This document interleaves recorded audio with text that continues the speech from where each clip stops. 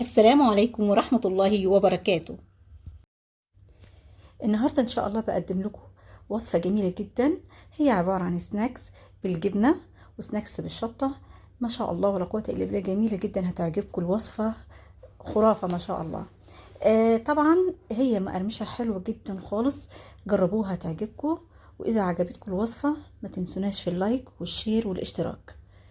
زي ما انتم شايفين ما شاء الله، شوف بتتقطع ازاي والاشكال بتاعتها روعة. وما شاء الله الاولاد حبوها جدا ما شاء الله، مقرمشة وجميلة. وصفتنا اليوم بحبة بطاطس واحدة. طبعا البهارات على حسب الرغبة.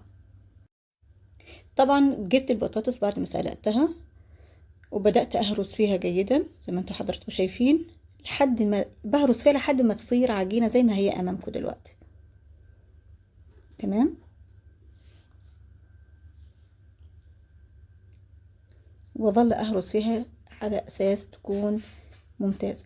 بعد كده بجيب عندي رشة الملح ومعلقة البيكنج باودر. تمام.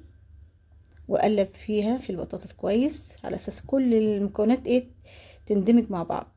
بحط 2 معلقة من الزيت واقلب بردك البطاطس كويس. وببدأ اجيب معلقة من الدقيق زي ما انتم شايفين كده، معلقة من النشا، معلقة كبيرة ايضا من الحليب البودرة. وببدأ امزج المكونات كلها مع بعض واقلب فيها جيدا حتى تصير عجينة، واقدر المها بايدي وتكون متجانسة زي ما حضراتكم شايفين.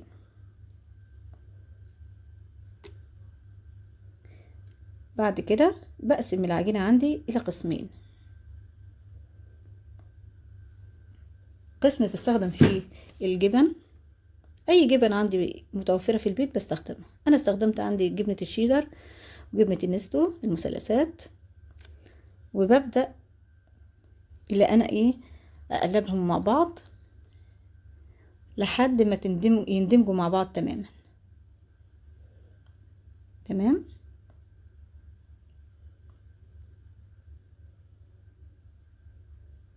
طبعا زي ما انتم شايفين بدأت تصير يعني سايله خالص كده في ايدي، فلازم ان انا هحاول استخدم. بس بعد ما احط البهارات اللي عندي، بحط البهارات الاول. البهارات زي ما انا قلت لكم قبل كده على حسب الرغبه، وانا برضك بسيبها لكم في صندوق الوصف ان شاء الله. بقلب البهارات كلها مع العجينه بتاعتي.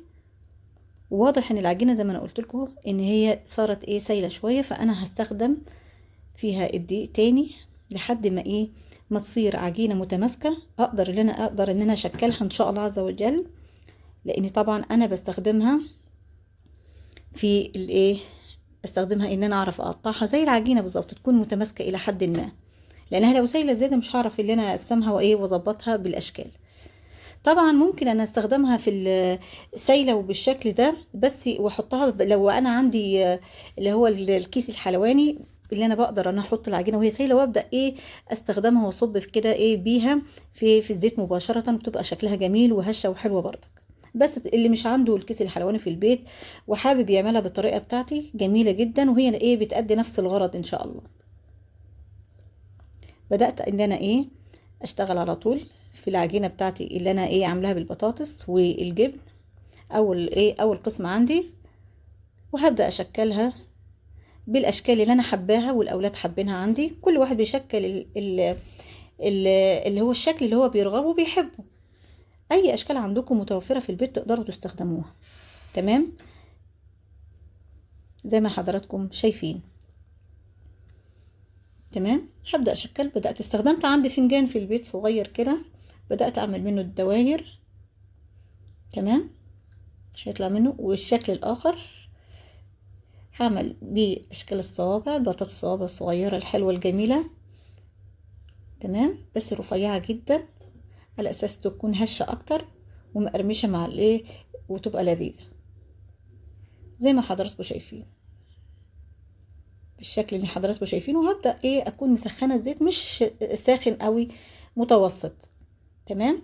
وهبدا ارص بقى في طاسه عندي تمام. المقلاة اللي موجودة زي ما انتوا حضراتكم شايفين، احط فيها الشرايح الجميلة المقرمشة، وابدأ لحد ما تبقى شكلها اصفر جميل كده، ابدأ اطلعها معايا لحد وتكون هشة كده. مش عايزة اوصل بيها لدرجة الاحمرار، لان انا محتاجة ان انا اشوف الشكل الاصفر الحلو بتاع الكركم، لان حاطة كركم. الكركم ما شاء الله فوائده جميلة جدا وحلوة كتير، والشكل بتاعه خرافة ما شاء الله ولا قوة الا بالله. بحب شكله جدا ما شاء الله. زي ما حضراتكم شايفين طلع معايا هشة الحمد لله.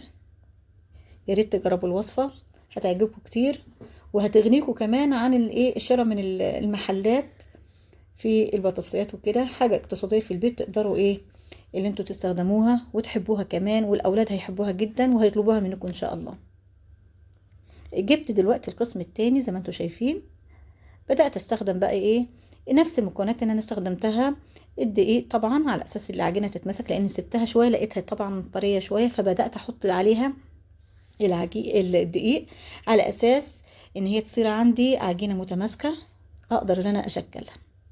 في العجينة دي طبعا هستخدم فيها البهارات بتاعتي الحارة، لان انا طبعا مش هستخدم فيها الجبنة. القسم الاولاني كان جبنة، فالقسم التاني طبعا انا طبعا من هواة الشطة، فاستخدم الشطة والبهارات الحارة الجميلة، واي بهارات تحبيها حطيها عليها، بتديها نكهة جميلة وطعم لذيذ يعني ما شاء الله. زي ما حضراتكم شايفين حطيت البهارات الحارة وبقلب فيها، وبظل لحد ما اشعر ان هي بدأت تكون كويسة معايا، والبهارات بكمل فيها اهوت. ولما بشعر ان العجينة لسه مش متماسكة برضك بستخدم لها الدقيق لحد ما توصل معايا الى عجينة متماسكة. تمام.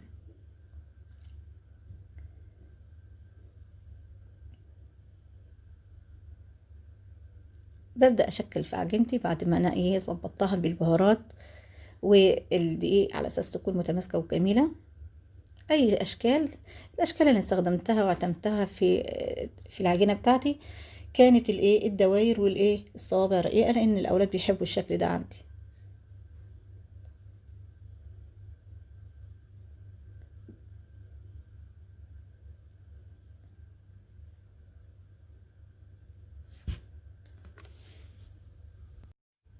ببدأ اكمل تشكيل العجينة بتاعتي زي ما حضراتكم شايفين.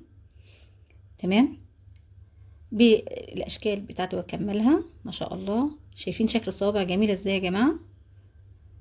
وبدأت بعد ما خلصت الكمية اللي عندي بدأت اوزعها. حطيت طبعا مناديل على طبق، بحيث لو في اي اثار زيت او كده المناديل طبعا بتعمل على امتصاص كمية الزيت وكده. ما شاء الله شايفين يا جماعة ما شاء الله ولا قوة الا بالله. البطاطس شكلها جميل ومقرمش الحمد لله. فعلا وصفة جميلة وحلوة عجبتني ما شاء الله. عملت منها كور.